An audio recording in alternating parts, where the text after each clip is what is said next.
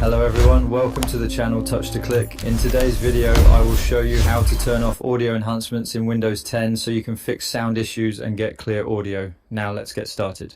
Step 1. Type Control Panel in the search box on the taskbar and select it from the results.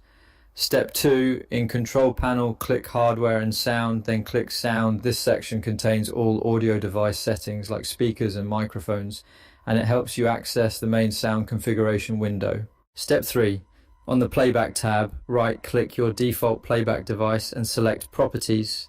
The default device is the speaker or headphones currently in use. And opening Step 4, in the Properties window, click the Spatial Sound tab. This tab controls virtual surround and enhancement features that can sometimes cause audio distortion or compatibility issues. Step 5. Open the Spatial Sound format, drop-down menu, select Off, then click OK to apply the changes. Turning it off disables audio enhancements and ensures your sound plays in its original form without extra effects. Thank you for watching, and don't forget to subscribe to Touch to Click for more helpful videos.